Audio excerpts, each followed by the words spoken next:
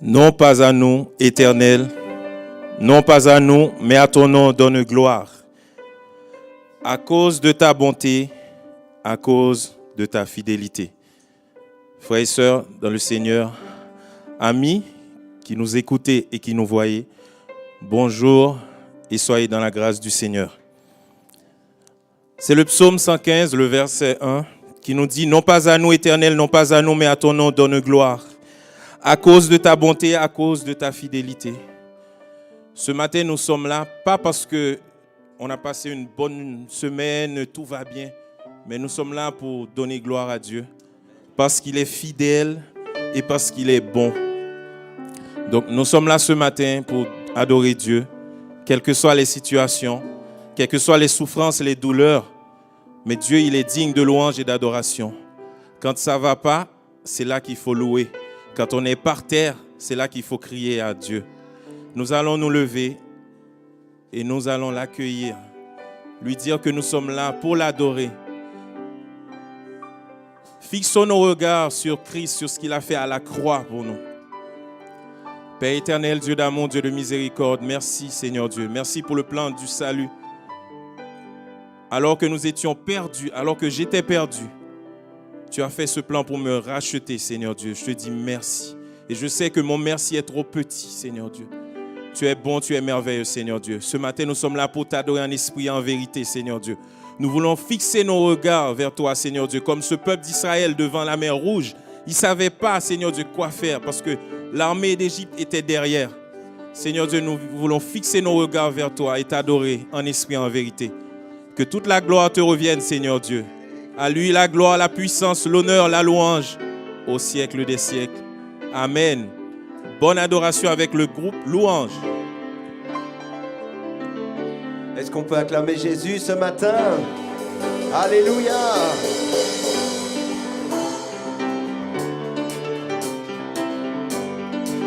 Oui, nous sommes venus pour adorer Jésus. Nous voulons tout lui donner ce matin. Un sacrifice, nos cœurs qui le louent et qui l'adorent. Viens le louer, viens le louer, viens le louer, viens le louer, viens le louer. Loue Jésus ton Dieu.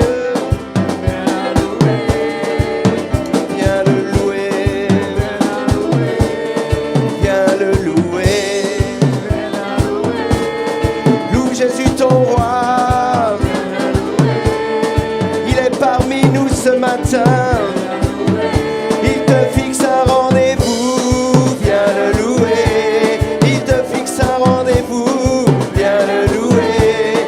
Tourne tes regards vers lui. Il est fidèle, il est là présent. Hey, Jésus demeure au milieu de son peuple quand il vient le louer. Jésus demeure au milieu de son peuple quand il vient l'adorer. Chantons car Dieu est là, poussant des cris de joie. Sans lui un trône, reconnaissance, un palais de louange. Chantons le roi des rois, son amour durera. Quand on le loue, sa gloire descend sur nous dans son temple ici-bas. Chantons car Dieu est là.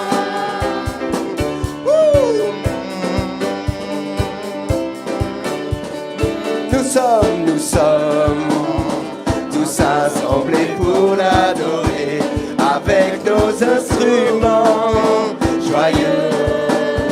De ce que Dieu nous a sauvés, faisons monter nos chants. Nous sommes tous assemblés pour l'adorer avec nos instruments joyeux. De ce que Dieu nous a sauvés, faisons monter nos chants.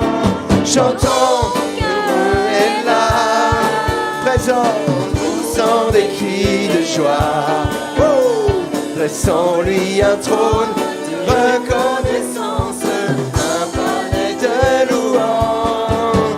Chantons le roi des rois, son amour durera. Et quand on le loue, sa gloire descend sur nous dans son temple ici-bas.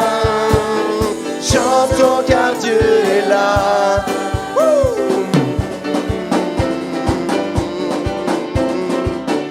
Oh Seigneur, tu es merveilleux. Nous sommes venus t'adorer, te célébrer. Jésus, tu es notre raison de vivre. Alléluia. Chantons car Dieu est là. Poussons des cris de joie. Hey, Église, pousse un cri de joie. Un palais de louange. Chantons le roi des rois. Son amour durera. Et quand on le loue, sa gloire descend sur nous dans son temple ici-bas. Chantons car Dieu est là. Chantons car Dieu est là. Chantons car Dieu est là. Il est là. Chantons car Dieu est là. Oh, élevons nos voix pour bénir ce Dieu merveilleux. Oh Jésus, tu es merveilleux.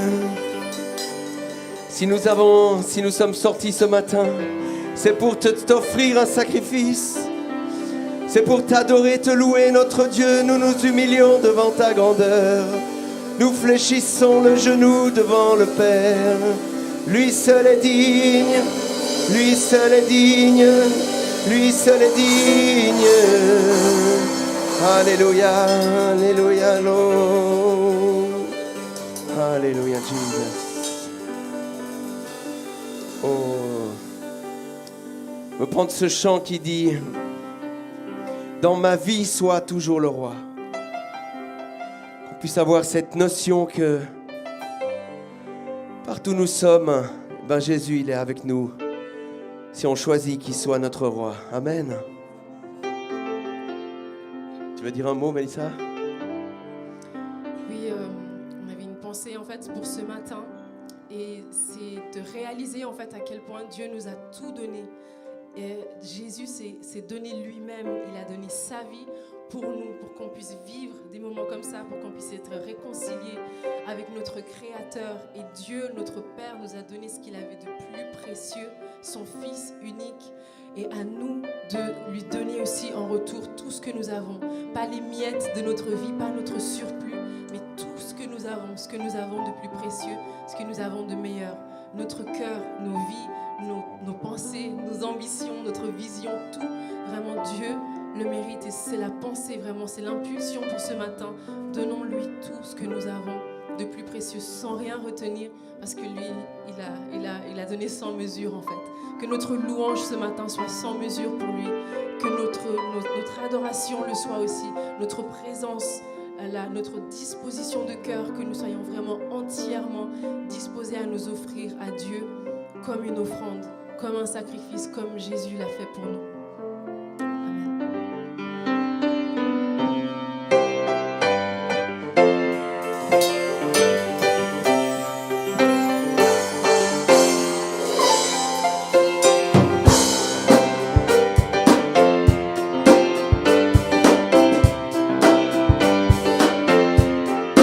Dans le monde entier, dans le monde entier, tu es souverain.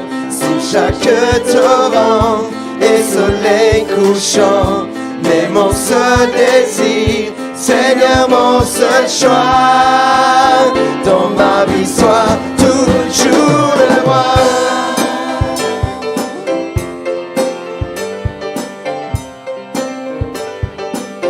Dans le monde entier, dans le monde entier, tu es souverain. Sous chaque torrent et soleil couchant, et mon seul désir, Seigneur mon seul choix. Dans ma vie sois toujours le roi. Oui, règne en moi par ton pouvoir. Règne sur mes rêves, sur mes heures noires. Tu es Seigneur de tout en moi. Toujours le roi.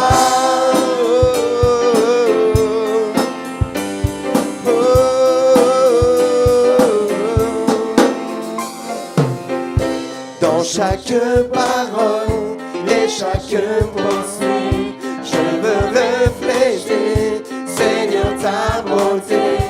Il n'y a rien au monde plus précieux que toi. Dans ma vie, sois toujours le roi. Oui, règne en moi par ton pouvoir. Règne sur mes rêves, sur mes heures noires. Seigneur de tout en moi. Dans ma vie soit toujours. Oui, règne en moi par ton pouvoir. Règne sur mes rêves, sur mes heures noires. Tu es Seigneur de tout en moi.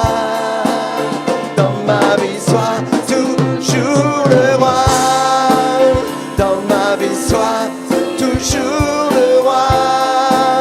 Dans ma vie sois toujours le roi. Oh, oh, oh.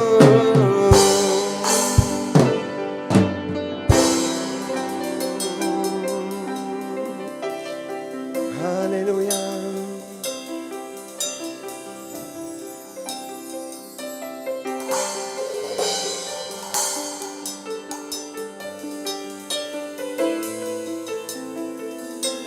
Sois le roi de ma vie, Jésus. Sois le roi de ma vie.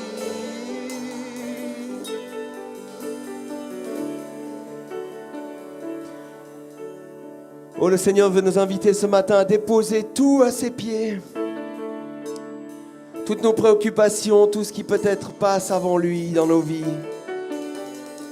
Qu'on puisse prendre la décision ce matin de donner notre cœur 100% pour Jésus. Amen. Tout à toi, Jésus, tout à toi, Seigneur.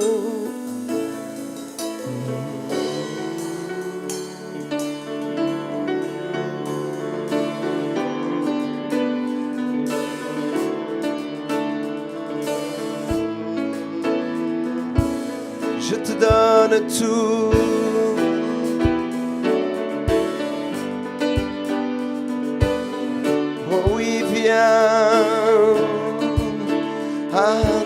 Adore le roi des rois. Oh, viens, donne tout à Jésus. Viens, ne tarde plus, adore.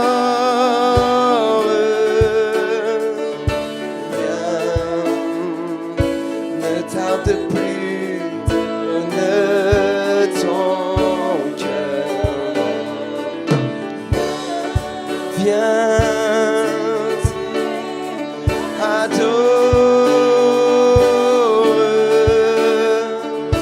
Viens, devant ton Dieu.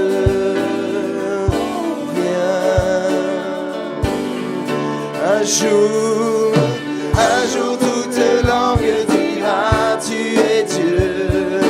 Un jour tout genou fléchira. Mais le vrai trésor est pour ceux qui t'ont choisi dès aujourd'hui. Un jour toute langue dira tu es Dieu. Un jour tout genou fléchira.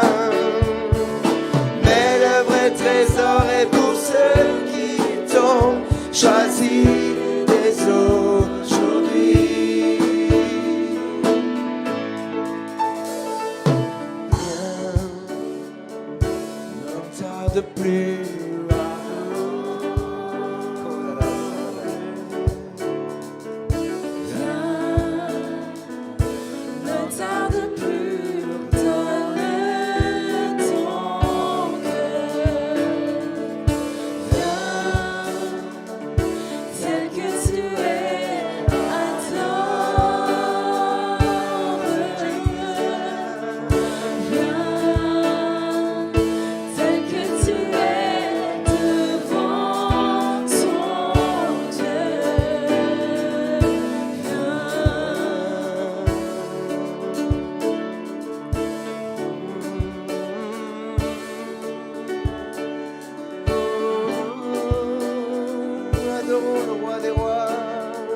Élevons nos voix pour l'adorer.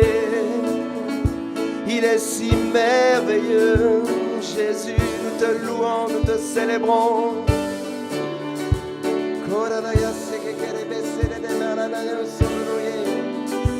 Jesus, Jesus, my Lord.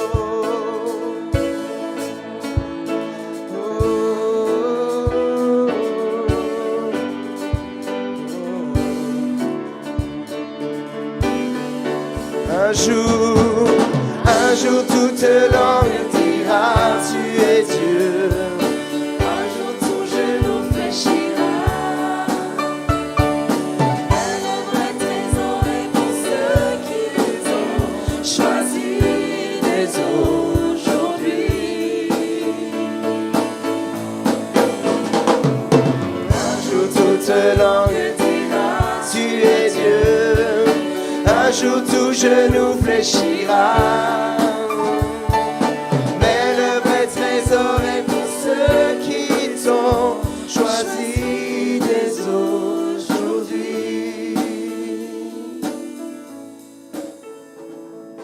Viens.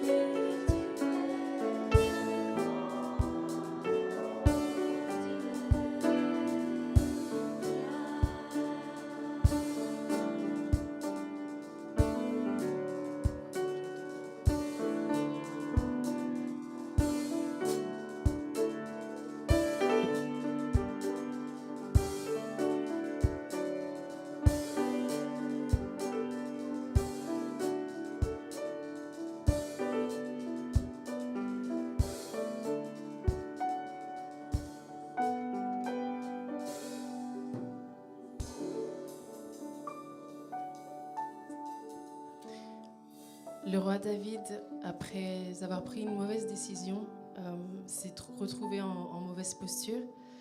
Et le Seigneur a donné l'instruction à un de ses serviteurs, un prophète, pour lui dire ce qu'il pouvait faire.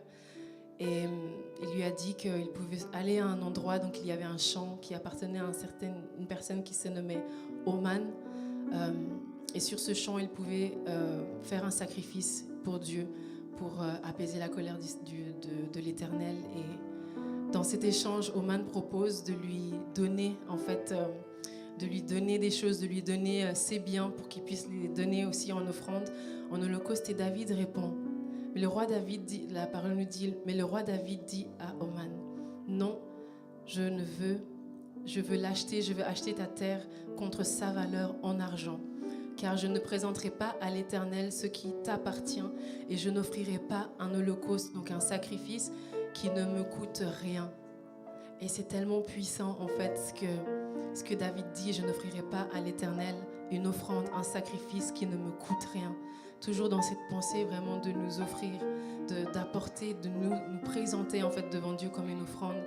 Réalisons qu'il y a certaines choses, parfois ça peut nous coûter de louer Dieu au milieu de nos circonstances, au milieu de nos épreuves. Ça peut nous coûter de rendre grâce à Dieu, de lui dire merci, alors qu'on attend encore ses promesses. Ça peut nous coûter de renoncer aux choses auxquelles on est attaché pour placer le Seigneur Jésus au centre de nos vies et de nos cœurs et de notre attention. Et ça nous coûte, et c'est une bonne chose que ça nous coûte. Ça démontre la valeur que Dieu a pour nous. Ça démontre qu'on honore qui est Dieu pour nous. Et vraiment, continuons dans cette posture de cœur pendant ce temps de louange. Amen. On peut libérer les enfants, vous pouvez rejoindre l'école du dimanche. Que Dieu soit avec vous, qu'il vous bénisse. Seigneur, nous bénissons les enfants. Ces cadeaux merveilleux que tu nous as donnés, on te les confie, on te les remet dans tes mains. Et nous te faisons confiance que tu veilles sur eux, Père. Amen.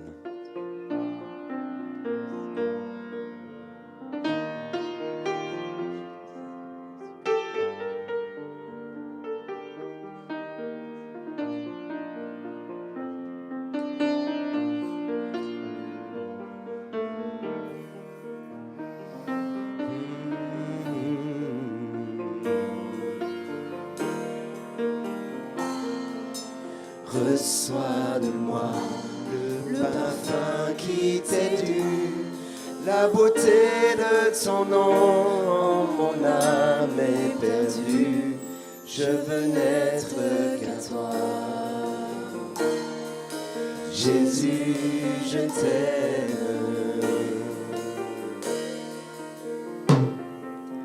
Reçois du peu que je trouve à donner, tout l'amour que mes yeux n'ont pas su te montrer, je veux n'être qu'à toi.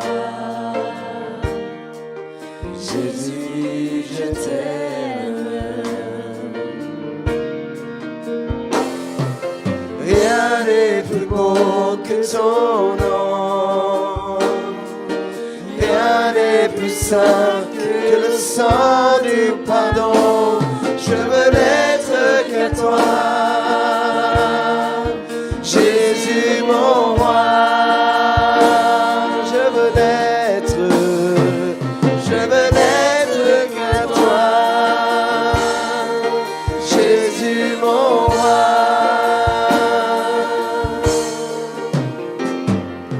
Je ne veux rien que vouloir te louer, adorer ton seul nom et ta fidélité.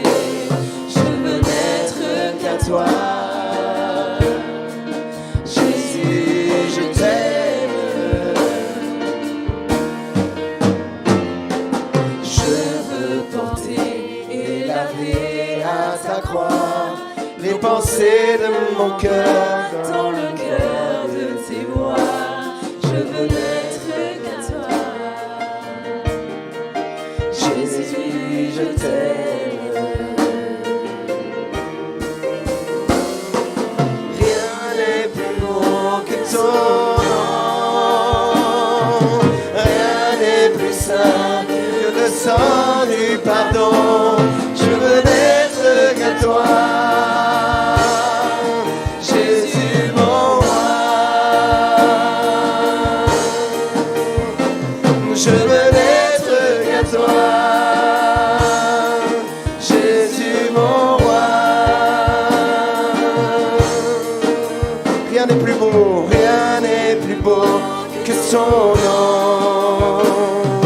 Rien n'est plus saint que le sang du pardon. Je veux n'être qu'à toi, je veux n'être qu'à toi. Je veux n'être qu'à toi. Oh, je veux n'être qu'à toi, Jésus, Jésus mon roi. Jésus mon roi. Jésus mon roi. Oh, Jésus mon roi.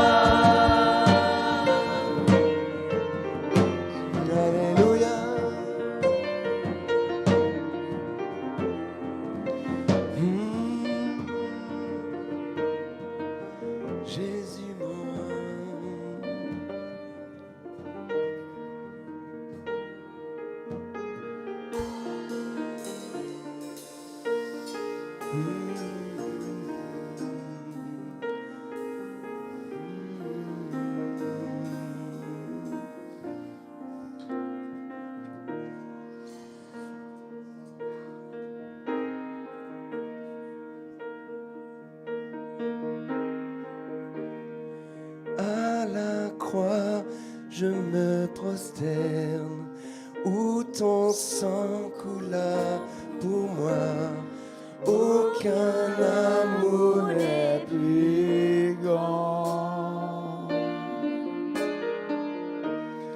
Tu as gagné sur la mort, ta gloire remplit les lieux très hauts. Rien ne peut nous séparer. À la croix, je me prosterne, où ton sang coula pour aucun amour n'est plus grand. Tu as gagné sur la mort, rempli les lieux très hauts. Rien ne peut nous séparer.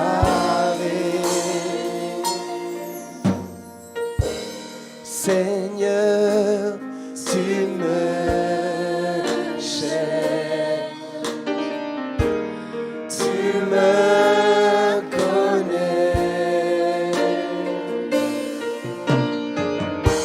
Si je t'oubliais, Je sais que tu m'aimes. Ta sainte présence, elle m'environne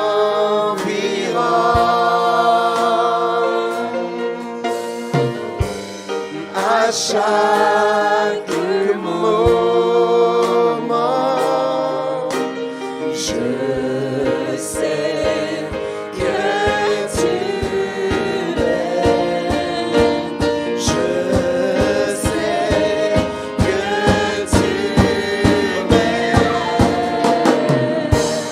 À la croix, je me prosterne, où ton sang coula pour moi. Aucun amour n'est plus grand. Tu as gagné sur la mort, ta gloire remplit les lieux très hauts. Rien ne peut nous séparer. Tu marches devant moi, tu gardes mes pas. Ta main me soutient. Je sais que tu m'aimes. Je sais que tu m'aimes. À la croix, je me prosterne, où ton sang coula pour moi. Aucun amour n'est plus grand. Tu as gagné sur la mort, ta gloire remplit les lieux très hauts. Rien ne peut nous séparer. Oh, à la croix, je me prosterne, ton sang coule, là pour moi. aucun amour n'est plus Oh non, tu as gagné sur la mort. rempli les lieux très hauts. Rien ne peut nous séparer. Tu déchires le voile, tu traces un chemin, car tu as tout accompli. Tu déchires le voile, tu traces un chemin, car tu as tout accompli.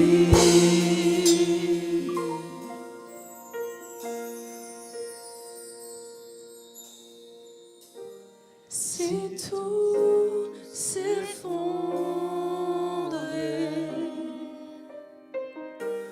devant mes yeux. Tu resterais là. Je sais que tu m'aimes. Je sais que tu m'aimes. Oh oui, je sais. Je sais que tu m'aimes. Oh oui, je sais. Je sais que tu m'aimes. Alléluia.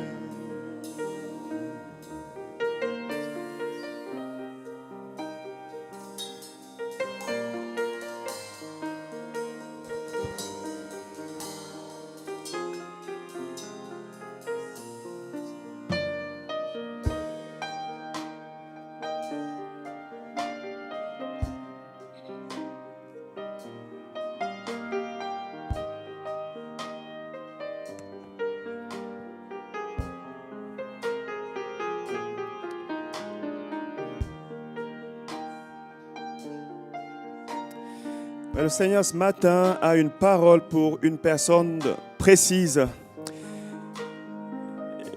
Tout à l'heure, tu viens de chanter « Je sais que tu m'aimes », mais cependant, tu as de la peine à saisir cet amour, cette dimension de l'amour de Dieu qui est inconditionnel pour toi. Et tu penses que parce que tu vis des épreuves, des temps difficiles, l'amour de Dieu serait moins que l'amour qu'il a pour les autres. Le Seigneur te dit ce matin, recherche une révélation plus profonde de l'œuvre de mon Fils à la croix et tu comprendras que je t'aime parce que cette œuvre, elle est pour toi. Elle est pour toi. Ne cherche pas cet amour dans l'exaucement que tu attends. Comprends que je t'aime déjà.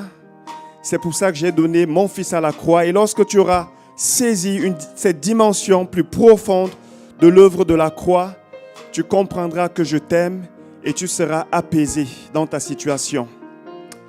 Amen. Alléluia. Seigneur, nous voulons te remercier, nous voulons te rendre grâce de ce que tu nous aimes, Seigneur. Tu nous aimes et parfois nous avons de la peine à saisir ou alors nous perdons de vue cette dimension de ton amour inconditionnel pour nous.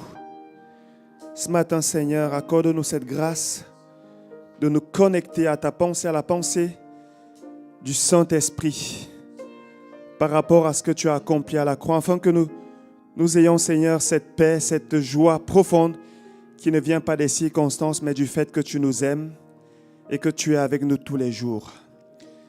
Nous croyons, Seigneur, aussi en ta fidélité. Jésus, tu nous as dit, je suis moi-même avec vous tous les jours jusqu'à la fin du monde. Et ce matin, Seigneur, tu n'es pas moins ce matin avec nous que tu ne l'as été par le passé, que tu ne l'as été avec Moïse, avec David, avec Paul, avec Pierre. Tu es le même aujourd'hui, ce matin, avec nous. Nous voulons, Seigneur, le croire, nous voulons le confesser, nous voulons le chanter. Nous allons encore prendre un dernier cantique avant la prédication qui parle de la fidélité de Dieu. Amen. Je crois que nous sommes dans des temps où le Seigneur désire que nous réalisons un peu plus sa fidélité. Amen. Est-ce qu'on peut se lever encore et prendre ce cantique ensemble comme une confession de foi? Amen.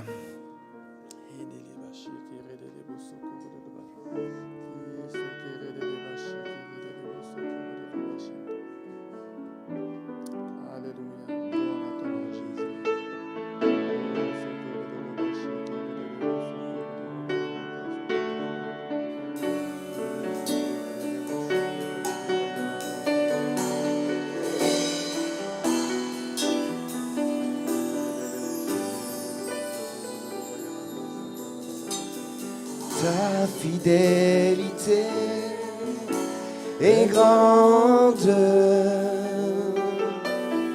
ta fidélité est incomparable,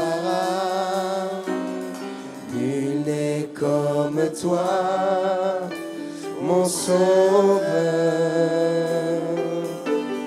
Grande est ta fidélité.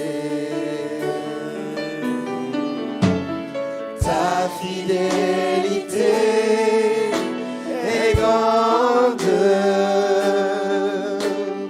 Ta fidélité est incomparable. Nul n'est comme toi, mon sauveur.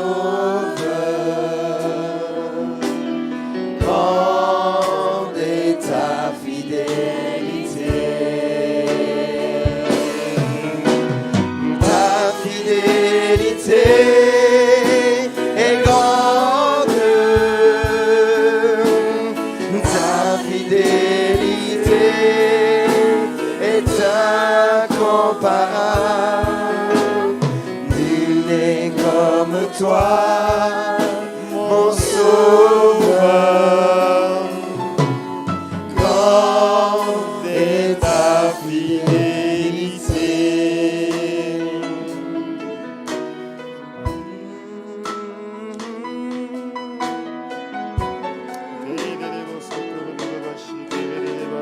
Oh, merci Seigneur.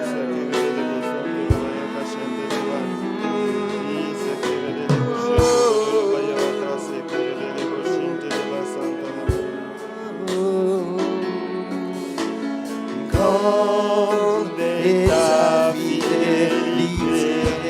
Oh, Chantons ta ensemble. fidélité. Ta fidélité. est grande. Ta fidélité est incomparable. Nul n'est comme toi, mon sauveur. Grande est ta fidélité. Grande est ta fidélité. Alléluia. Gloire à Dieu. Gloire au Seigneur. Merci Seigneur pour ta fidélité. Amen. Amen. Amen. Il en sera pour moi comme des eaux de Noé. J'avais juré que les eaux de Noé ne se répandraient plus sur la terre. Je jure de même de ne plus m'irriter contre toi et de ne plus te menacer. Quand les montagnes s'éloigneraient, quand les collines chancelleraient, mon amour ne s'éloignera pas de toi et mon alliance de paix ne chancellera pas. Amen. Ça, c'est une belle promesse qu'on a de la part de Dieu. Une promesse qui concerne les temps messianiques, les temps dans lesquels nous sommes. Amen. Elle est pour toi, elle est pour moi. À Dieu soit la gloire. Bonjour à tous et soyez bénis ce matin. Alléluia. Je suis content d'être avec vous ce matin dans la présence de Dieu. Merci à notre responsable de louange, David, qui malgré sa voix qui n'était pas bonne, il est un peu malade, il est quand même venu louer le Seigneur. Alléluia. Il a fait comme son homonyme, David, qui dira « Je bénirai l'Éternel en tout temps, sa louange sera toujours dans ma bouche ». Amen. Ce matin, j'aimerais continuer avec le thème principal que nous avons eu à cœur dans ces temps-ci, dans ce mois de décembre, qui est celui de la confiance en Dieu. La confiance en Dieu. Et avant de commencer ma prédication, j'aimerais simplement prier avec moi pour demander à Dieu de venir encore nous conduire, nous inspirer et surtout qu'il nous donne de recevoir sa parole dans un cœur fertile. Alléluia. Prions. Oui, Seigneur, nous voulons te remercier pour ta parole. Nous croyons qu'elle ne revient pas à toi sans avoir accompli ta volonté. Permets que cette parole, Seigneur, vienne, qu'elle trouve en nous des cœurs fertiles. Qu'elle vienne, Seigneur, encore relever la foi de celui qui est fatigué. Qu'elle vienne nous éclairer, qu'elle soit esprit et vie, qu'elle nous communique encore une grâce, qu'elle nous transforme un peu plus à l'image de ton Fils Jésus-Christ, notre modèle, celui que nous voulons ressembler. Seigneur, bénis cette parole. Je me place maintenant sous ton autorité. Père, que ton onction coule à travers cette parole. Nous sommes conscients que ce n'est pas tant ce que nous allons apporter du logos qui va transformer, mais c'est le réma, c'est l'onction de ton esprit qui va apporter un changement pour la gloire de ton nom, au nom de Jésus. Amen. Amen, amen. Soyez encore bénis. Ce matin, le titre du message est « Dieu accomplira sa promesse ou ses promesses ». Je ne voulais pas être ambitieux ou prétentieux, c'est pour ça que j'ai mis « Dieu accomplira sa promesse », mais je suis conscient et convaincu que pour certains d'entre nous, nous avons reçu plusieurs promesses de la part de Dieu. Amen. Dieu est tellement bon qu'il bénit, il donne une grâce et il rajoute une grâce supplémentaire.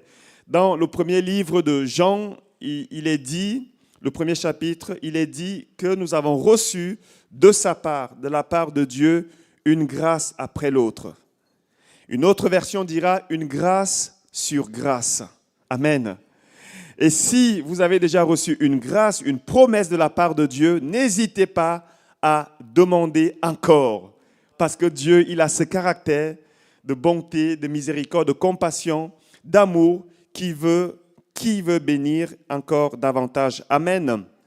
Dimanche passé, nous avons été encouragés par notre frère Maxime à faire confiance à la fidélité de Dieu et à lire sa parole. Parce qu'au travers de sa parole, nous recevons, nous sommes conscients de ce que nous avons reçu déjà de Dieu.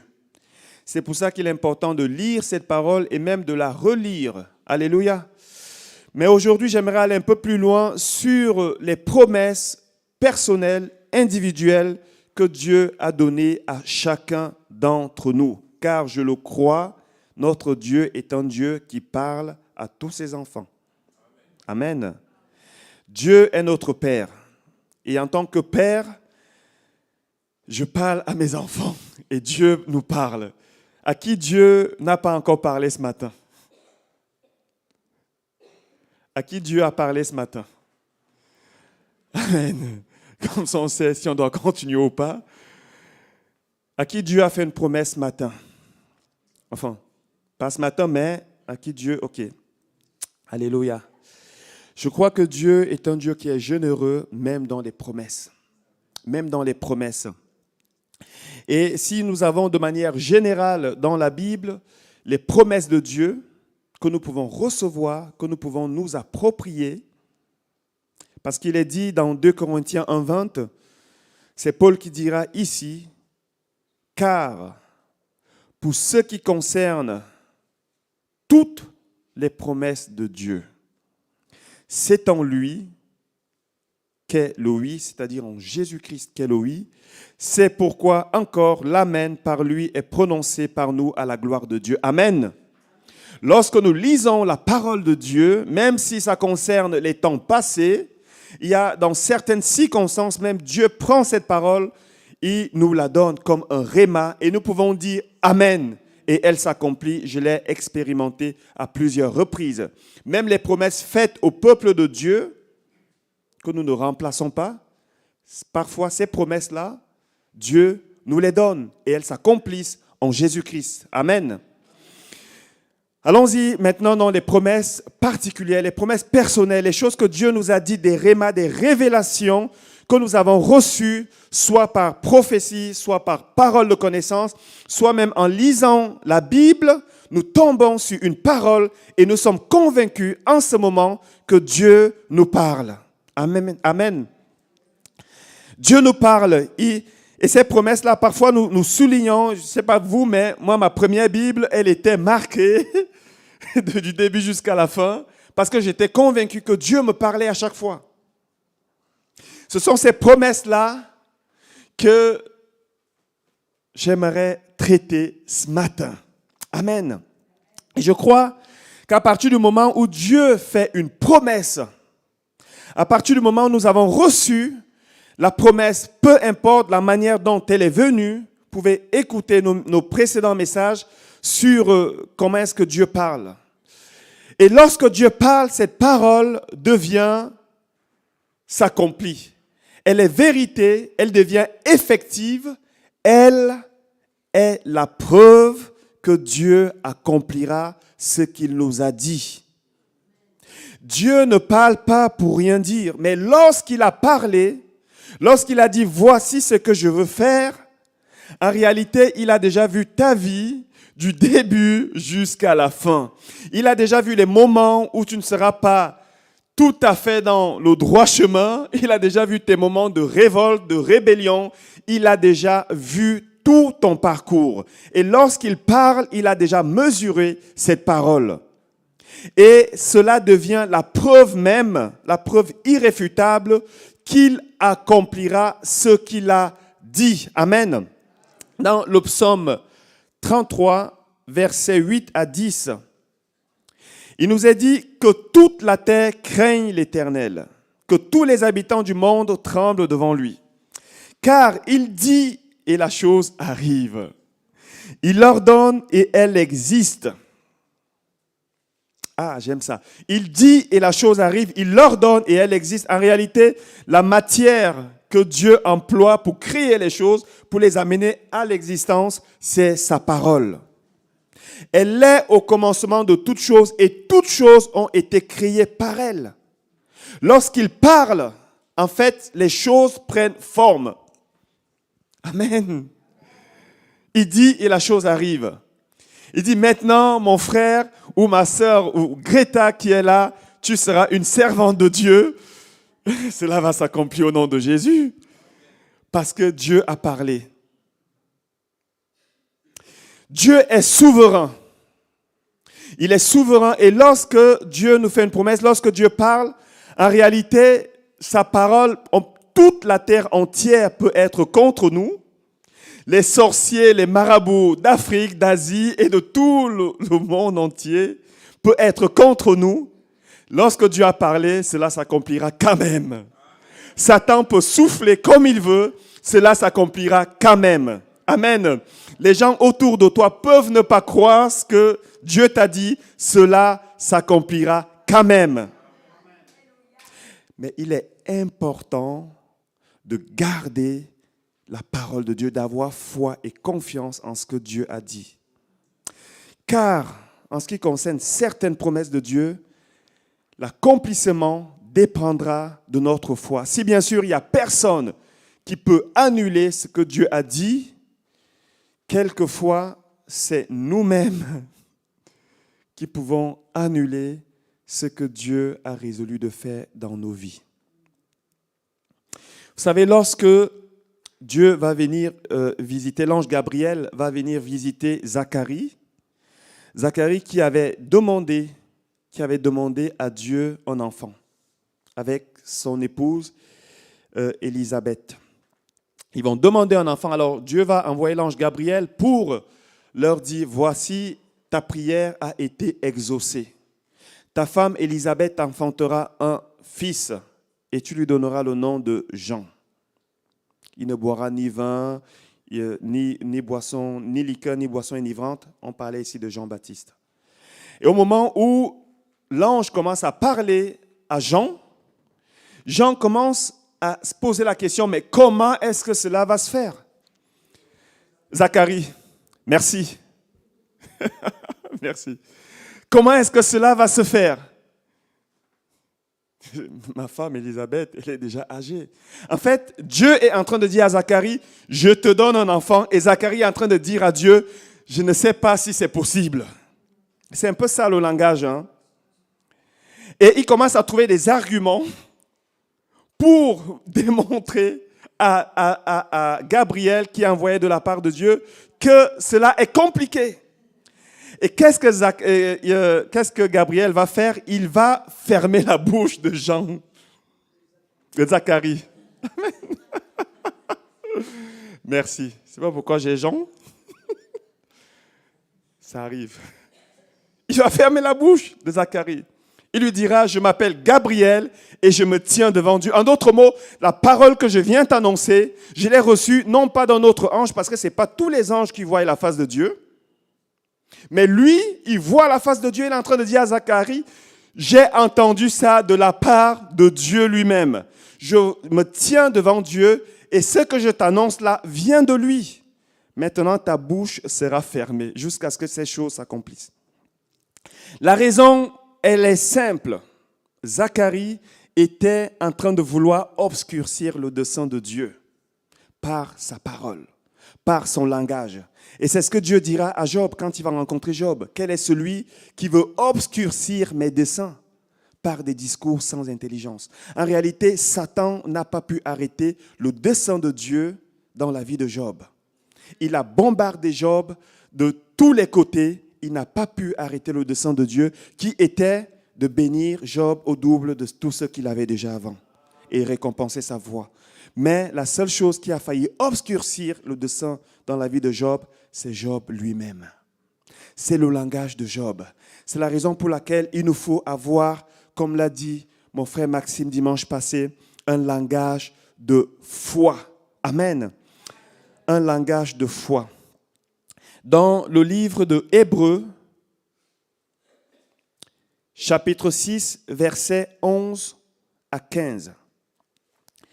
Il nous est dit ceci: nous désirons que chacun de vous montre le même zèle pour conserver jusqu'à la fin une pleine espérance. Jusqu'à la fin. Il ne suffit pas juste de croire un temps, il suffit de croire, il s'agit de croire tout le temps. Amen. En sorte que vous ne vous relâchiez point et que vous imitiez ceux qui par la foi et la persévérance héritent des promesses. Amen. Ceux qui par la foi et la persévérance héritent des promesses. Lorsque Dieu fit la promesse à Abraham, nous pouvons jurer par un plus grand que lui. Il jura par lui-même et dit: certainement, je te bénirai et je multiplierai ta postérité. Et c'est ainsi qu'Abraham, ayant persévéré, obtint l'effet de la promesse. Abraham a dû persévérer pour voir l'accomplissement de ce que Dieu avait promis. Mes amis, il y a une réalité biblique qui ressort dans la Bible. Dieu, lorsqu'il a parlé, cela s'accomplira. Mais il est possible que ça passe une génération si la génération actuelle n'a pas de foi. Lorsque le Seigneur dit à son peuple: je vous donnerai Canaan. Vous avez 3 jours dans le désert où vous devez me célébrer, me louer. Et je vous ferai entrer dans la terre où coule le lait et le miel. C'était une promesse. On est d'accord?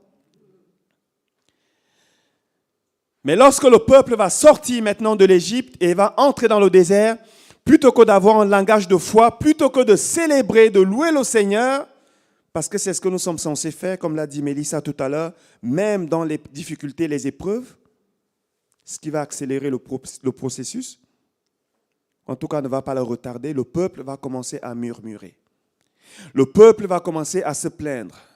Le peuple va avoir un langage qui ne plaît pas Dieu. Et lorsqu'il se retrouve 1 an plus tard devant la terre promise, leur langage n'a pas changé tant que ça. Ils n'ont toujours pas confiance en Dieu. Et au lieu de voir la terre où coule le lait et le miel, ils voient des géants, ils voient une terre qui est imprenable. Et 39 ans encore, ils vont errer dans le désert. Mais parce que Dieu avait promis cela, la génération d'après va entrer. Il y a des bénédictions que Dieu t'a promis. Si tu n'as pas assez de foi, tu ne lèveras pas. La génération précédente lèvera parce que Dieu, lorsqu'il a parlé, il a parlé. Ça peut passer une génération, ça peut passer plusieurs générations.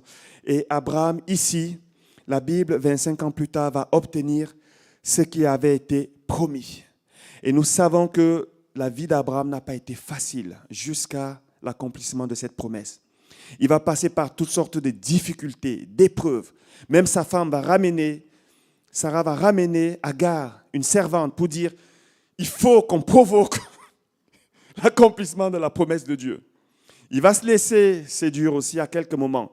Mais l'une des choses qui qualifie Abraham, c'est qu'à la fin, il a cru. La fin d'une chose vaut mieux que son commencement. Il a cru. Et la Bible nous dit qu'il obtint l'effet de la promesse et il fut appelé Père de la foi. 25 ans. Si ce matin tu attends depuis 25 ans, sache que tu as la foi d'Abraham. Amen. Mais il faut croire jusqu'au bout. Il obtint l'effet de la promesse. Et il nous faut donc croire, persévérer jusqu'au bout. Parce qu'entre le moment où Dieu fait la promesse et le moment où nous allons voir l'effet de la promesse, l'accomplissement de cette promesse, nous pouvons passer par plusieurs turbulences, des temps d'incompréhension, de doute. C'est le doute qui vient en premier. Tout d'un coup, on commence à douter. Et bien sûr, derrière le doute, souvent, il y a le maître du doute, qui est Satan. Dieu a-t-il réellement dit? Il y a la confusion qui peut venir. On ne sait plus quelle direction prendre. Seigneur, qu'est-ce qui se passe? Il y a la fatigue. La fatigue, on est là d'attendre. Il y a plusieurs choses qui peuvent venir, le découragement, l'inquiétude, la crainte, l'incompréhension et bien sûr l'impatience. Seigneur, tu m'as parlé, j'ai cru que ça allait se faire aujourd'hui. Et parfois, lorsque Dieu a parlé une fois, il ne parle pas une deuxième fois. Ceux qui ont reçu cela une deuxième fois, c'est une grâce. Dieu ne parle pas beaucoup, il ne parle pas pour rien dire. Et lorsqu'il a parlé une fois, il sait qu'il accomplira ce qu'il a dit. Et nous, parfois, on est impatients. Seigneur, comment ça va se faire? Tu n'as pas besoin de savoir. Dieu ne va pas fermer la bouche comme il a fait avec Zacharie à tout le monde. Et dans l'histoire de Zacharie, l'ange ne va pas donner d'explication. Parce que Dieu, lorsqu'il a parlé, il n'a pas d'explication à nous donner. Il sait que cela s'accomplira. Et tout cela, tous ces sentiments, doutes, impatience, confusion, incompréhension, inquiétude, crainte, découragement, fatigue, tout cela peut soit nous amener à avoir une foi qui est beaucoup plus affermie à l'issue de ce temps d'attente, soit alors ça peut nous amener à déjanter. Ça peut amener notre foi à flancher. Ça peut nous amener à abandonner. Ça aussi, on le voit dans la Bible. Des gens qui ont finalement abandonné. Nous avons un exemple biblique de ce qui est dit ce matin. C'est l'histoire de Jairus. Dans Matthieu 8, versets 21 à 24. Il nous est parlé ici d'un homme, Jairus, qui était chef de la synagogue et qui va venir vers Jésus avec des instances de prière en disant « Seigneur », avec insistance, « Seigneur, viens, ma fille, elle est à l'article de la mort, je paraphrase. Elle est en train de mourir, viens, sauve-la, s'il te plaît. » Cet homme va venir vers Jésus, il va crier à Jésus, et Jésus, c'est plutôt Marc 8, 21 à 24.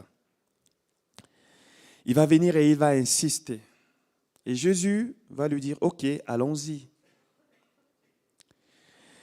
Mais au moment où il se lève pour aller vers la maison de Jairus, il va se passer quelque chose. Il y a une autre personne qui est dans le besoin, dont le besoin aussi dure depuis 12 ans. C'est la femme qui avait une perte de sang. Et Jésus, c'est Jésus de tout le monde. Il est le Jésus qui veut aider Jairus, mais il est aussi le Jésus qui veut aider la femme qui avait cette perte de sang. Et il va s'arrêter. Il va s'arrêter pour régler cette situation. Entre-temps, il y a des gens qui viennent de la maison de Jairus pour dire à Jairus, « Jairus, arrête d'importuner le maître, ta fille est morte. » C'est des personnes qui viennent de la maison de Jairus. Quelquefois, ça ne viendra pas de loin. C'est la femme de Job qui a dit à Job, « Maudit Dieu et meurs. » Elle va apporter à Job les mêmes paroles que Satan avait dit apporter à Dieu. Si tu lui enlèves tout ce qu'il a, il te maudira. Maudit Dieu et meurs. Et ici, ce sont des personnes qui viennent de la maison de Jairus, qui disent à Jairus, arrête d'importuner le maître. Sauf que Jésus était la parole faite chair. Il était dans une dimension humaine, mais il était également dans une dimension divine. Les paroles qui sortaient de sa bouche étaient des paroles véritables même de Dieu. Amen. Il y a une différence entre ce que Dieu a annoncé à son peuple par les prophètes et il y a une différence entre ce que Dieu nous a dit par Jésus-Christ. Jésus-Christ, il n'y a rien à corriger. Il n'y a aucune faute d'interprétation. C'était des paroles même de Dieu et Jésus ne faisait rien par lui-même. Il faisait les choses selon l'Esprit de Dieu. Et lorsqu'il dit à Jairus, allons-y, on va guérir ta fille, il sait que c'est en accord avec la pensée divine. Et là, l'enfant meurt. Mais parce que Jésus a déjà promis, il va arriver là-bas, il va guérir l'enfant. Mais avant cela, il est dit lorsque, dans Marc 8, les versets 35 et 36, lorsque les personnes viennent de la maison de Jairus, du chef de la synagogue, il est dit, comme il parlait encore, survint de chez le chef de la synagogue des gens qui dirent, ta fille est morte, pourquoi importuner davantage le maître? Mais Jésus, sans tenir compte de ces paroles, dit au chef de la synagogue, ne crains pas, crois seulement. Waouh! J'aime le Seigneur. J'aime Dieu. Lorsqu'il donne une parole, il veille à ce qu'elle s'accomplisse. Alors lui, Jésus est là devant une foule de personnes, parmi lesquelles il y a un petit groupe qui est en train de dire à Jairus, n'importune plus le maître. Jésus n'entre pas en conflit avec eux. Il n'est pas en train de faire ici des leçons de morale en disant, mais depuis quand, jusqu'à quand vous allez rester dans cet état d'incrédulité? Il ne discute pas, il ne tient pas compte. Il ne tient pas compte. Lui, son objectif, c'est d'accomplir ce qu'il a résolu d'accomplir dans la vie de Jairus. Alors, il va s'intéresser à Jairus. Et ce matin, si Dieu t'a donné une promesse, une parole, il s'intéresse à ce que cette parole s'accomplisse. Amen. Il te parle à toi. Et il y a plusieurs choses à retenir de cette histoire. La première, c'est que lorsque Dieu parle, premièrement, il faut être sûr que c'est lui qui a parlé. Amen. Jairus a entendu Jésus parler. Il faut être sûr que c'est Dieu qui a parlé. Souvent, et ce qui nous arrive, et malheureusement aujourd'hui, il y a une multitude de prophètes. Les gens ont une démangeaison d'entendre de bonnes choses. Alors ils se donnent une foule de docteurs, une foule. Il y a même, vous allez sur Internet, il y a même des gens qui prophétisent. Ils ne vous connaissent pas, ils ne connaissent pas vos parcours, vos noms, rien. Ils prophétisent que cette année, il va s'accomplir des choses. Et les gens reçoivent ça comme si c'est Dieu qui leur parlait. Quelquefois, oui, Dieu peut passer par ses moyens, c'est ce canal-là, mais bien souvent, ce n'est pas Dieu. Amen. Dieu n'est pas... Quand Dieu parle, il accomplit. Si Dieu a dit en 2022, je vais faire quelque chose, il le fera en 2022. Si ça n'arrive pas, qu'est-ce que ça veut dire? Dieu n'a pas parlé. Et j'ai vu des gens complètement détruits. J'ai même l'histoire d'une sœur que je connais qui a failli se suicider parce qu'on lui a dit dans telle date, Dieu agira, Dieu te donnera un mari, Dieu fera ceci. Et lorsque cette date est arrivée, elle n'a pas vu, malgré des jeûnes, malgré des prières, des préparations, elle n'a pas vu ce qui avait été promis. Et elle s'est dit, ça veut dire que j'ai un problème avec Dieu ou Dieu a un problème avec moi. Je ne sais plus quoi faire. C'est mieux que je m'en aille. Et Satan qui est là pour casser son moral, la culpabilité, l'accusation, est une sœur en Christ, une personne qui est dans la foi, qui est baptisée du Saint-Esprit. Elle a failli se suicider. Jusqu'à ce que le Seigneur lui dise, calme-toi. Tu auras ce que tu as demandé, mais ce n'est pas moi qui t'avais parlé. Il faut être conscient que Dieu a parlé. La deuxième chose, c'est que lorsqu'on a été conscient que Dieu nous a parlé, ne pas écouter les murmures, ne pas tenir compte des murmures, même lorsque ça vient de notre conjoint. Amen. Même lorsque ça vient de notre maison. C'est ce qui s'est passé. C'est venu de la maison de Jairus. Quelquefois même, lorsque Dieu nous parle, on doit, comme Marie, repasser ces choses dans nos cœurs pour éviter que quelqu'un vienne nous dire le contraire. Pour éviter que quelqu'un vienne nous voler ou que Satan utilise quelqu'un pour venir voler la promesse que Dieu nous a donnée. Lorsque Joyce Meyer, Dieu va lui parler dans un temps où elle a juste une petite cellule de prière au début de son ministère, comme Dieu fait souvent. C'est au début qu'il nous parle pour que toute la gloire lui revienne, qu'on ne dise pas on a été bon et Dieu nous a fait entrer dans ces choses, dans son service. Dieu lui parle et Dieu lui dit, je te donnerai l'une des plus grandes églises jamais tenues par une femme. Elle est encore en train de fumer. Elle a une cellule de prière. Elle devait de temps en temps arrêter, faire une pause pour aller fumer au balcon et revenir et continuer à encourager les 2-3 personnes qui étaient dans sa maison. Et là, Dieu lui parle. Dieu lui dit, George, voici ce que je vais faire de toi. Alors là, elle fait comme la plupart d'entre nous. Elle est joyeuse, elle est contente, elle arrive. Elle dit à une amie, Dieu m'a parlé. Devine quoi? Ah, j'aurai l'une des églises, des plus grandes églises jamais tenues par une femme. C'est ce que Dieu m'a dit. Et son ami la regarde, il dit, quoi? Je ne crois pas ça.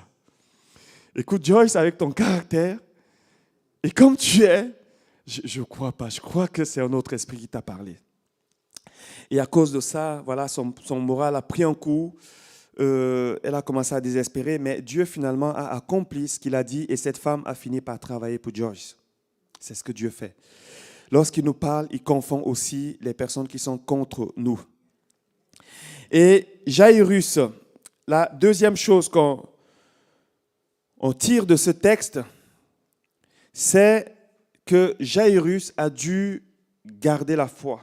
Jésus lui dit, bien sûr, ne crains pas, crois seulement. Mais imaginons un instant que Jairus ait dit à Jésus, « Ah, trop tard, c'est bon, il n'y a plus rien à faire, laisse tomber. Laisse tomber. » J'ai entendu les gens dire ça. « Mon frère, on peut encore prier? » Non, c'est bon, c'est cuit, c'est mort. Mais tu sais, Dieu peut... Ah non, c'est trop difficile, c'est trop compliqué, j'abandonne. Qu'est-ce que Jésus aurait fait, à votre avis?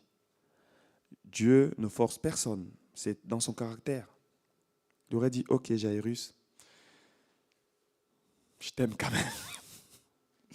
Je ne sais pas ce qu'il aurait fait, mais Jairus a dû croire ce que Dieu a dit. Ce que Jésus a dit, et cela s'est accompli. Dieu est un Dieu qui ne force pas. Vous savez, au début de ma conversion, le Seigneur m'avait parlé sur le service dans l'église, le fait que j'allais remplacer Fabrice, j'allais le succéder. Et j'avais vu ça de manière assez claire dans cette vision où le Seigneur m'était apparu et je me voyais avec Fabrice et Fabrice partait. Et ensuite, je prenais le relais et le Seigneur m'a montré d'autres choses pour l'avenir de l'église qui vont certainement s'accomplir. Gloire à Dieu. Et c'était au début de ma conversion. Rien ne laissait croire que c'est ce qui allait arriver. Même moi-même, si on m'avait dit, si c'était venu de quelqu'un d'autre, je n'aurais pas cru. Alors, comme Dieu fait souvent, il accomplit, enfin, il confirme sa parole par des prophéties, des paroles de connaissance. Et un jour, alors que j'étais chez moi, au début, j'étais entré dans l'équipe pastorale, il me parle, il me dit, quel que soit ce qui se passe, on continue d'avancer. Moi, je suis là, waouh, j'ai entendu la voix de Dieu, j'étais là, je criais, je sautais de joie. Ça, c'était avant de passer par des turbulences dont je vous ai parlé tout à l'heure. Et ça vient à gauche, à droite, l'épouse, la sœur, le travail, les collègues, les conflits, l'église, division et tout. Et là, au milieu de tout ça, on se retrouve comme dans un tourbillon. Vous savez, le tourbillon, le caractère du tourbillon, c'est que ça tire vers le bas. Ça va nous tirer vers le bas. Et au milieu de tout ça, je suis là et je me dis, ok, finalement, pas de force, pas de coéquipier proche. Alors, je ne sais pas comment ça va se faire.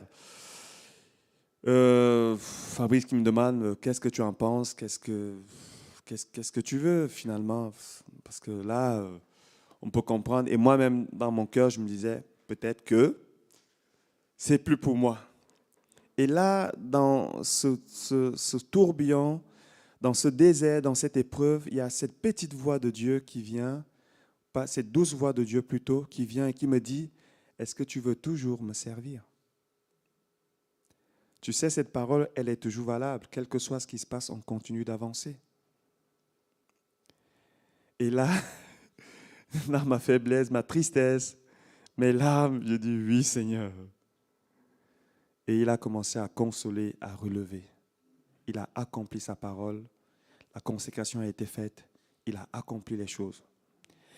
Mais imaginez que je dise non, et le Seigneur m'a parlé de telle manière que j'étais convaincu que même si je lui avais dit non, il aurait quand même continué à m'aimer. Je serais peut-être assis comme vous, là. Il n'aurait pas retiré son amour. On l'a lu tout à l'heure, son amour ne se retire pas.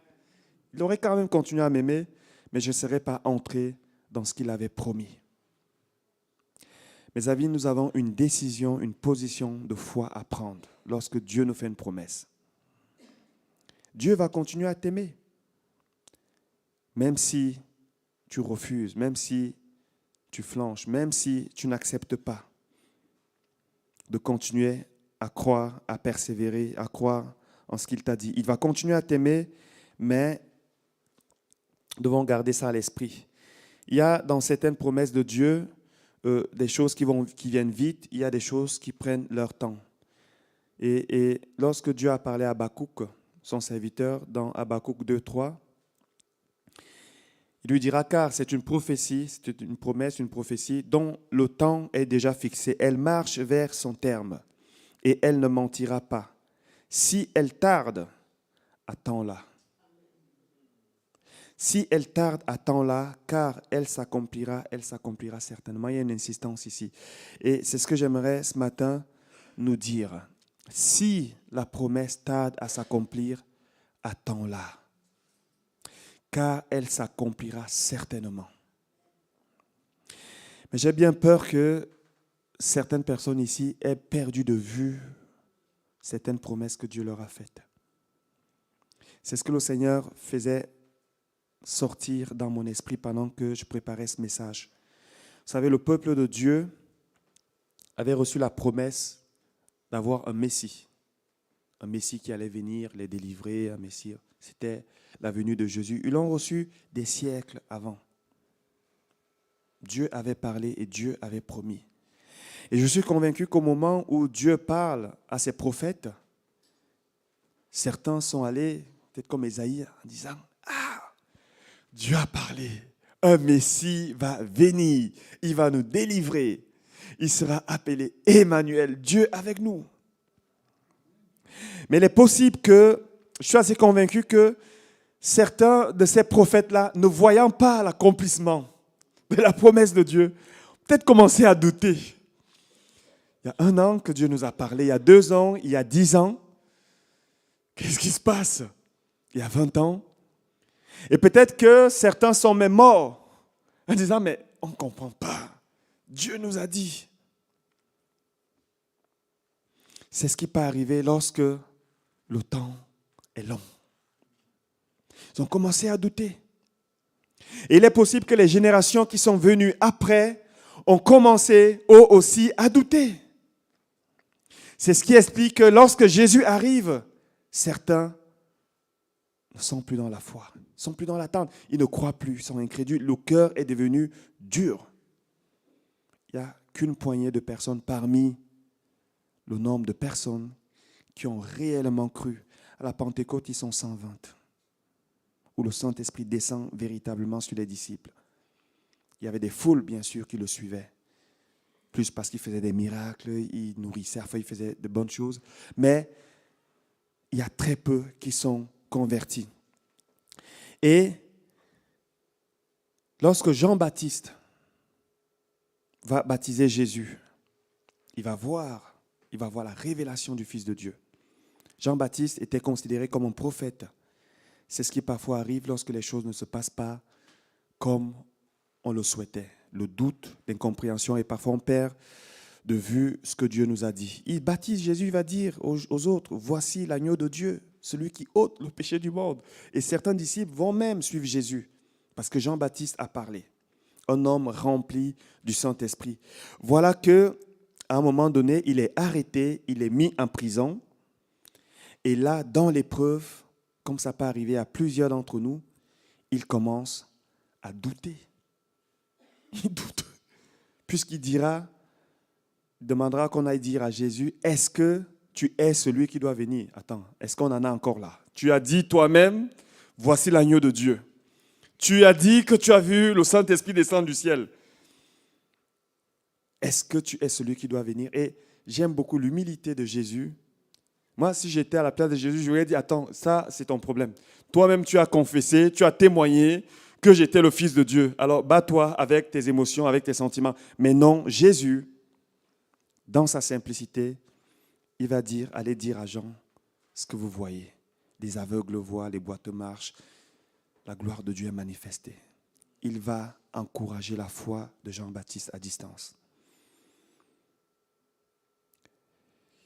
Quelquefois, lorsque les choses ne se passent pas comme on le souhaite, notre foi peut prendre un coup.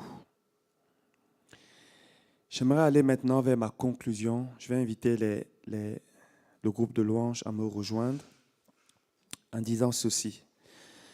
L'une des choses, pour l'avoir expérimenté, que nous voyons aussi dans la Bible, l'une des choses qui va faire que nous gardions la foi, l'espérance jusqu'à la fin, c'est plutôt que d'être dans les murmures, les plaintes, c'est de demeurer dans la louange et l'adoration. C'est ce que le peuple aurait dû faire lorsqu'ils sont sortis d'Égypte. C'est ce que Dieu attend de chacun de nous. C'est ce qu'il va faire parce que lorsqu'on commence à louer Dieu, lorsqu'on commence à adorer Dieu, on commence à proclamer ses bienfaits, on se rappelle ce qu'il a fait, ça renouvelle notre foi. Amen. C'est ce qui va nous faire tenir. J'aime bien l'attitude de David. David, un homme que Dieu avait appelé à être roi. Alors, le prophète Samuel arrive, il va le oindre, il lui dira, voici ce que Dieu dit, tu seras le futur roi. David a dû dire, waouh, moi, petit berger que je suis, pas considéré dans ma famille, je serai roi. Ça a dû le réjouir. Mais il ne savait pas qu'entre la promesse et l'accomplissement, il y allait avoir un temps de désert, d'épreuves terribles. Il va être pourchassé par Saül. Il va être dans des déserts, il va fuir sa nation, il va se retrouver même chez les Philistins et il va se retrouver devant un roi qu'on appelle Achis. Et ce roi va vouloir le tuer. David sera obligé de jouer la carte de la folie. Il a commencé à faire comme s'il était fou. Et David, après ça, le roi va le dire, ok, ben voilà, on le laisse partir. En réalité, le roi ne pouvait pas le tuer parce que Dieu avait parlé. Mais David, il a peur, comme tous les hommes peuvent avoir peur. Et le roi va le laisser. Et David, plutôt que de se dire, ah, Seigneur, c'est donc ça, être roi. Mais est-ce que c'est à ça que tu m'as... Parce que c'est souvent ça qu'on fait. On se querelle avec Dieu. On rappelle à Dieu, Seigneur, est-ce que c'est ce que tu m'as dit? Non, David, dans le psaume 34, verset 1, il dira, je bénirai l'Éternel en tout temps, sa louange sera toujours dans ma bouche. C'est ce qui caractérise David comme un homme selon le cœur de Dieu. Même dans l'épreuve, il savait donner gloire à Dieu. Dans l'épreuve, il savait adorer Dieu. Et finalement, la promesse de Dieu dans sa vie va s'accomplir. J'aimerais ce matin qu'on prenne encore un cantique, celui qu'on a pris avant, ta fidélité est grande. J'aimerais qu'on puisse, dans ce temps de louange, simplement réaliser peut-être que Dieu est bon, qu'il est avec nous, et peut-être même se ressasser ce qu'il a déjà fait pour nous dans le passé. Peut-être que ce matin, le Seigneur t'a rappelé des promesses qu'il t'avait faites. Essayons simplement de les repasser comme Marie faisait dans son cœur. Elle repassait les promesses de Dieu dans son cœur. Et ensuite, on va prier. Amen. Est-ce qu'on peut se lever? Ta fidélité est grande. Ta fidélité est incomparable. Nul n'est comme toi, mon Sauveur. Grande est ta fidélité.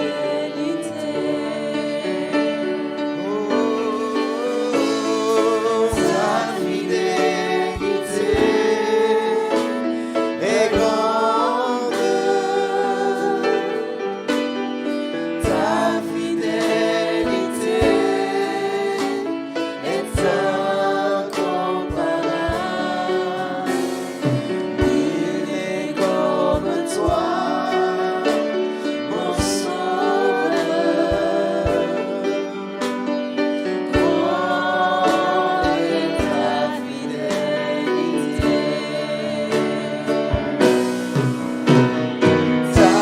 fidélité est grande.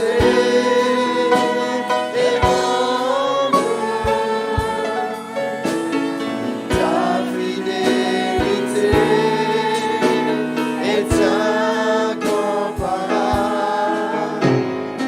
Il est comme toi, mon Sauveur. Grande est ta fidélité. Alléluia.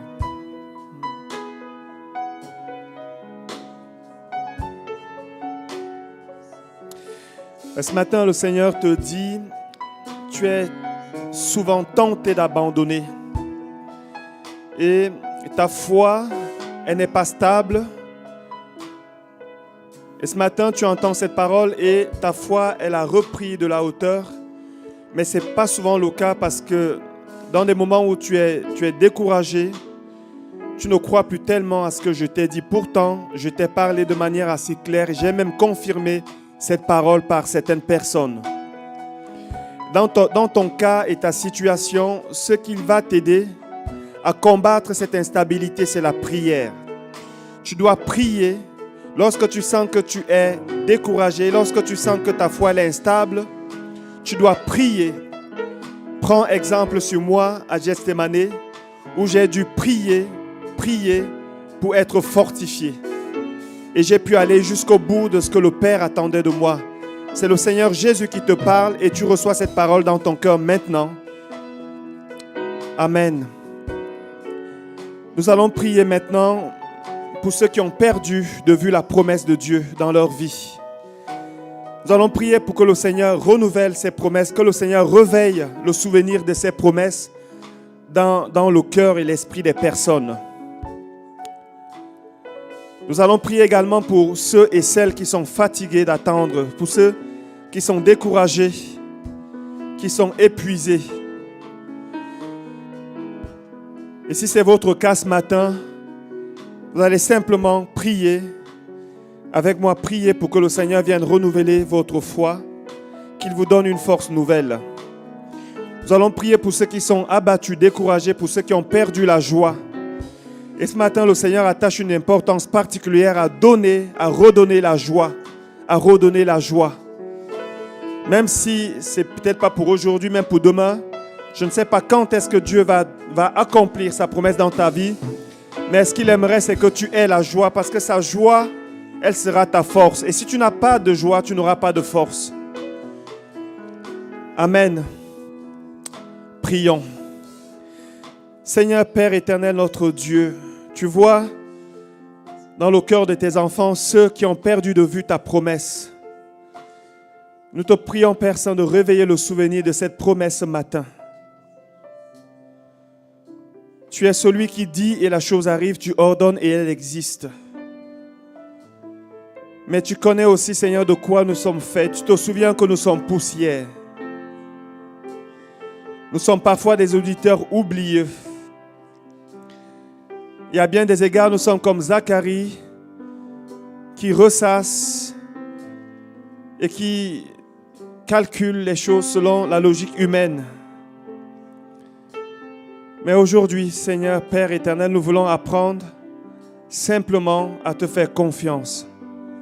Réveille le souvenir de tes promesses dans nos vies, car nous savons que pour ce qui concerne certaines de tes promesses, cela dépendra de notre foi et même de l'état de notre foi, de la qualité de notre foi. Seigneur, accorde-nous la grâce d'avoir une foi ferme. Te remettons ceux qui sont abattus, ceux qui sont découragés. Est-ce que ce matin, il y a des personnes ici qui sont découragées, qui sont fatiguées? Si c'est votre cas, vous pouvez simplement vous avancer. Je vais appeler Maxime aussi à venir.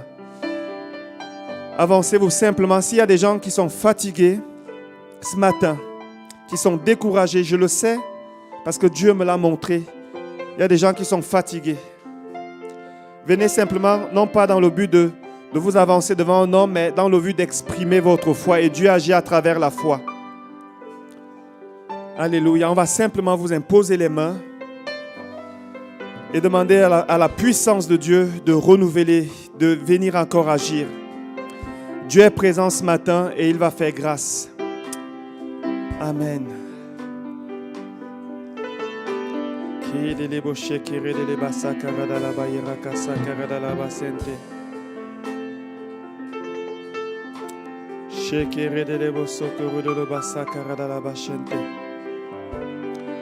Alléluia.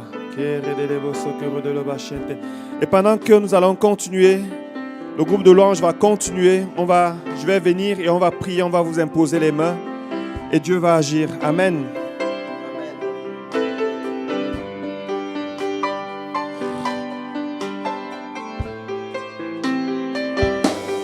Tu es là, présent parmi nous. Je t'adore, je t'adore. Tu es là, présent parmi nous. Je t'adore, je t'adore.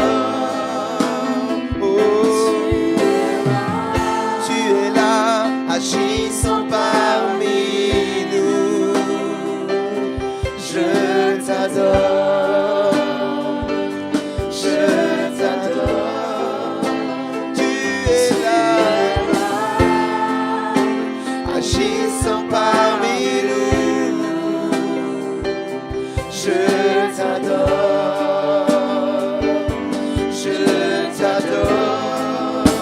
Tu es là, présent, présent parmi nous. Je t'adore, je t'adore. Tu es là, agissant, agissant parmi nous. Je t'adore, je t'adore. Tu fais un chemin au vers des miracles. Tu tiens tes promesses, lumière dans les ténèbres. Mon Dieu, c'est ce que tu es. Tu fais un chemin au Père des miracles. Tu tiens tes promesses. Lumière dans les ténèbres, mon Dieu, c'est ce que tu es. Oh, tu ferais un chemin au Père des miracles. Tu tiens tes promesses, lumière dans les ténèbres, mon Dieu, c'est ce que tu es.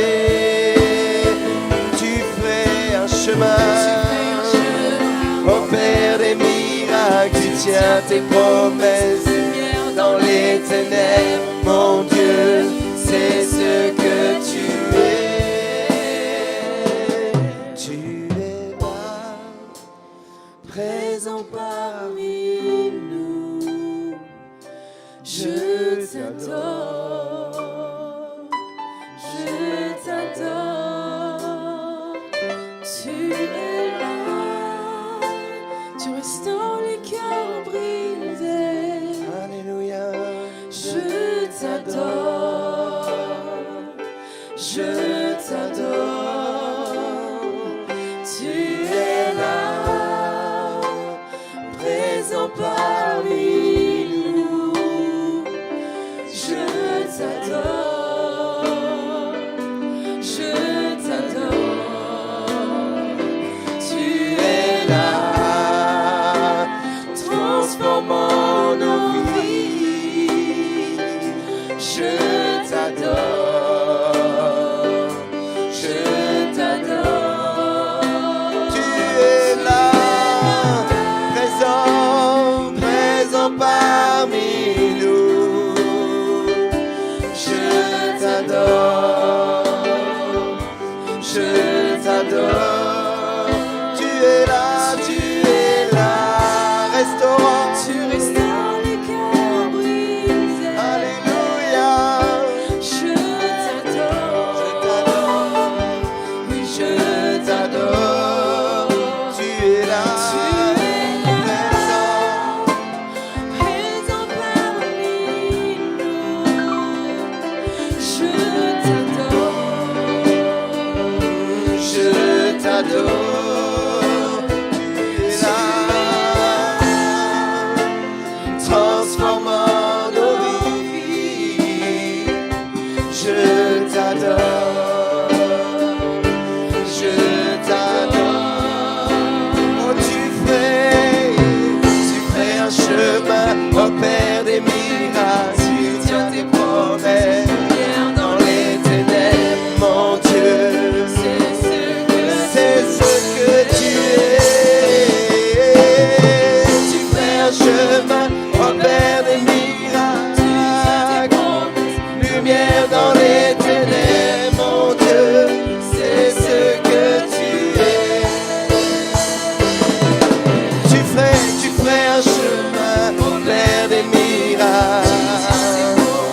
Lumière dans les ténèbres, mon Dieu. C'est ce que tu es. Tu ferais un chemin, oh Père des miracles. Lumière dans les ténèbres, mon Dieu. C'est ce que tu es. Tu es là, présent parmi nous. Je t'adore, je t'adore. Tu es là, tu restaures les cœurs brisés. Je t'adore, je t'adore. Tu es là, Seigneur, présent parmi nous. Je t'adore, je t'adore.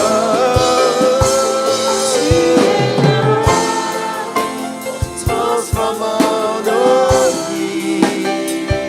Je t'adore, je t'adore, je t'adore. Oh, je t'adore, je t'adore, je t'adore, je t'adore, je t'adore, je t'adore, je t'adore. Tu ferais un chemin, Seigneur, tu ferais un chemin, oh Père des miracles, tu tiens tes promesses.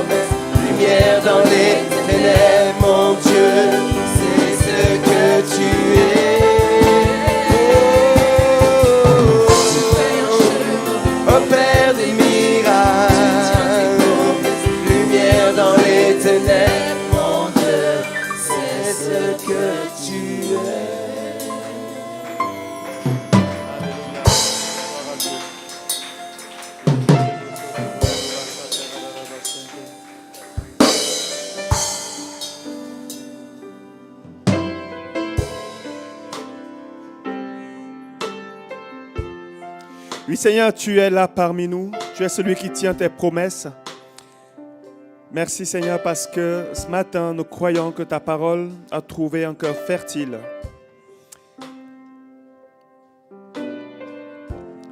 Seigneur, merci parce que ce matin, tu as été touché par une personne et merci parce que tu vas certainement agir. Amen. Amen. Oui, j'avais cette pensée que Jésus est là. Il est là. Quelquefois, souvent nous prions, Seigneur, touche-moi, Seigneur, touche-moi. Et il le fait. Et quelquefois, nous devons, comme la femme qui avait une perte de sang pendant 12 ans, aller toucher Jésus. Amen.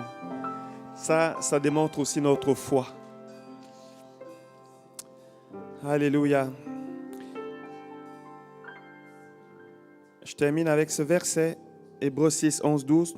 Nous désirons que chacun de vous montre le même zèle pour conserver jusqu'à la fin une pleine espérance, en sorte que vous ne vous relâchiez point et que vous imitiez ceux qui par la foi et la persévérance héritent des promesses. Amen.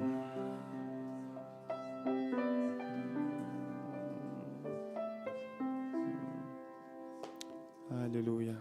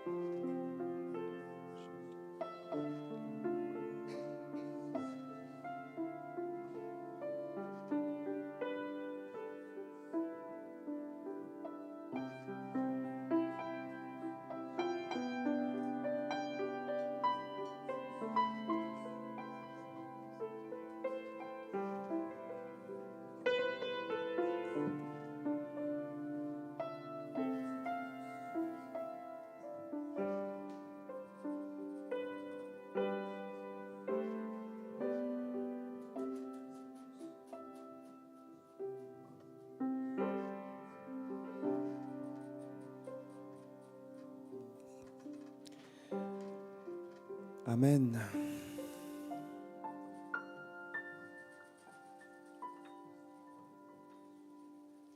Amen. Nous allons passer maintenant aux annonces. S'il y a quelqu'un à la fin qui a besoin de prière, d'une prière personnelle, n'hésitez pas à venir à la fin. On pourra prier pour vous. Rencontre de prière mercredi à 20h. Mercredi passé, nous avons été convaincus, nous avons reçu de manière assez claire que nous sommes dans une période en tant qu'Église où nous avons besoin franchement de prier. Franchement de prier. Le Seigneur m'a convaincu de ça. Je ne sais pas pourquoi, mais lorsque Dieu parle, c'est important de lui obéir. J'ai même pensé ouvrir le Zoom toute la semaine pour ceux qui sont à distance à partir de 20h et intercéder. Amen. Il y avait l'accent sur 3 choses. La protection donc dans les familles, prier pour la paix, la joie. Et il semblait que beaucoup de gens étaient découragés dans cette saison. Le Seigneur demandait qu'on prie pour ça. Certaines choses viennent des attaques de l'ennemi. Et aussi prier pour l'unité. Prier pour l'unité. Amen. L'unité dans les familles aussi. L'unité avec les enfants. La protection, ça englobe aussi la santé. La santé. Et prions peut-être que, je ne sais pas pourquoi, le Seigneur nous a convaincus de ça.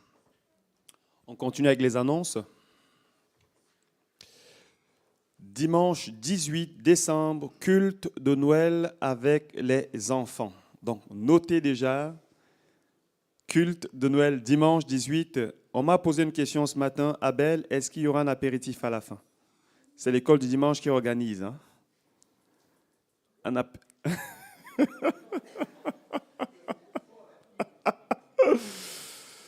Ok, d'accord. Alors, non, non, pas les enfants. Donc les responsables, bien sûr. Est-ce qu'on a prévu un apéritif à la fin? Ok. Merci, Alexia. Merci, les femmes sont toujours plus... Ok, alors apéritif à la fin, ce dimanche 18 décembre. Donc, de ce qui a été discuté en équipe conseil administratif, c'est les monitrices qui vont vous apporter la parole ce jour-là. On continue. Rencontre avec les différents secteurs de l'EME, la date n'est pas là notée, mais c'est en janvier, samedi 7 janvier. Tous ceux qui servent à l'Église et même ceux qui ont à cœur de servir, vous êtes invités dans ce temps de jeûne et prière. Ça sera une journée spécialement pour le jeûne et pour la prière. Je crois qu'il est bon en début d'année de se tourner vers le Seigneur et de chercher sa face. Amen.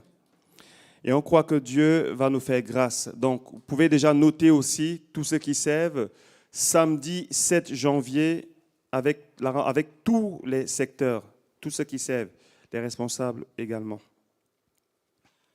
On continue. Voilà, on passe maintenant aux dons, aux offrandes et aux dîmes. Que chacun donne comme il a résolu dans son cœur et qu'il le fasse dans la joie. Oui, Alexia, tu peux venir.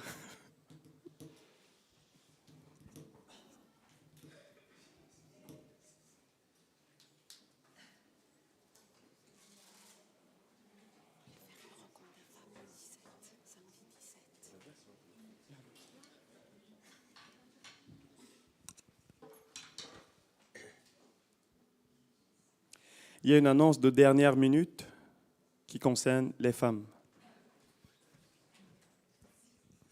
Bonjour. Nous avons prévu une rencontre de femmes le samedi 17 décembre à 10h, ici. Donc, si vous êtes disponible, si vous n'avez pas de plan pour votre samedi 17 décembre, rejoignez-nous, venez. On va partager la parole de Dieu et on va surtout aussi se réunir pour prier en ces temps de fête, pour se soutenir. Et le thème sera la fidélité de Dieu. Merci. Merci, Alexia. Merci beaucoup. Est-ce qu'il y a des gens qui nous visitent ce matin pour la première fois? Ouais, Greta, tu peux te lever. Est-ce qu'il y a une autre personne ce matin qui est là pour la première fois? On va prier pour vous, on va vous bénir encore. La deuxième fois, ça marche. Ok, alors la deuxième aussi. Ok. Amen. Tu peux te lever aussi, on va prier. On va prier pour les deuxièmes fois aussi. Tu peux te lever, Greta, s'il te plaît? Vous, si vous vous levez, Laurence aussi, vous pouvez vous lever. On va simplement prier, les bénir. Amen. On va faire comme Dieu, il est généreux. Et on va être généreux aussi dans la bénédiction. Père éternel, notre Dieu, nous te remettons, Seigneur, tes enfants, ceux qui nous ont rendu visite aujourd'hui. Et nous demandons, Seigneur, que ta grâce soit sur eux maintenant. Que tu les entoures de ta paix, que tu les environnes de ta joie, que tu leur fasses encore du bien, que tu leur donnes une grâce supplémentaire à ce qu'ils ont déjà reçu. Nous croyons que, Seigneur, dans ta présence, tu donnes et tu donnes généreusement. Alors nous les bénissons, Seigneur, et nous appelons tes bénédictions, Seigneur, dans leur vie. Permets, Seigneur, que leur oreille spirituelle s'ouvre et qu'elles puissent entendre, recevoir ce qui vient de toi, Seigneur. Merci de fortifier, d'affermir leur foi. Merci de les garder dans ces temps. Merci, Seigneur, de leur faire du bien. Nous les bénissons au nom de Jésus-Christ. Amen. Amen. Amen. Alors, dimanche passé, c'était l'anniversaire de Jeff, notre batteur. On n'a pas pu prier, mais aujourd'hui, on va le faire. Jeff, viens. On va le bénir. On va bénir notre batteur.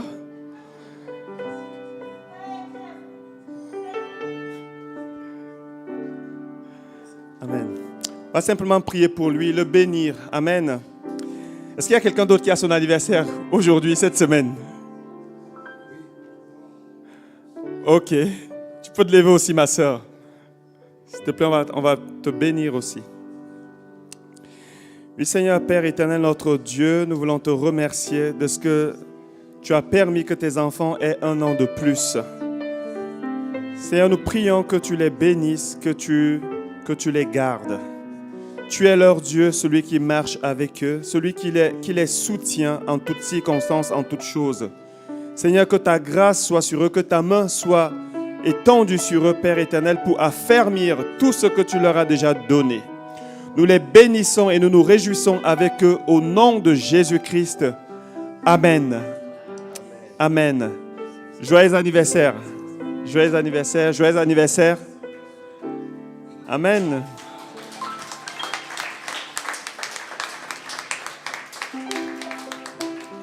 Nous avons fini. Est-ce qu'il y a un témoignage? Est-ce qu'il y a quelque chose?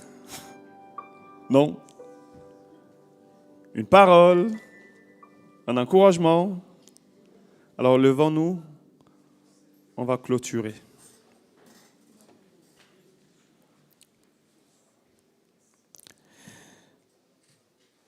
Oui, Père, merci de ce que tu nous as communiqué ce matin. Nous prions que cela soit gardé dans nos cœurs, que ça soit couvert par l'ombre de ton esprit, afin que ça porte du fruit à la gloire de ton nom. Nous bénissons ce que tu vas faire, Seigneur, dans ces temps qui viennent. Merci pour les accomplissements, les exaucements. Merci, Seigneur, pour ce que tu vas faire en ton temps, pour ta seule gloire, au nom de Jésus. Soyez bénis, que le Seigneur vous bénisse, qu'il vous garde, qu'il vous environne de sa paix, qu'il vous remplisse de sa joie. Amen. Au nom de Jésus-Christ. Que tout ce qui a été un découragement, un abattement, une fatigue vous quitte maintenant au nom puissant de Jésus et que le Seigneur vous donne cette joie qui deviendra votre force. Soyez bénis au nom de Jésus. Bon dimanche et bonne semaine. Soyez bénis.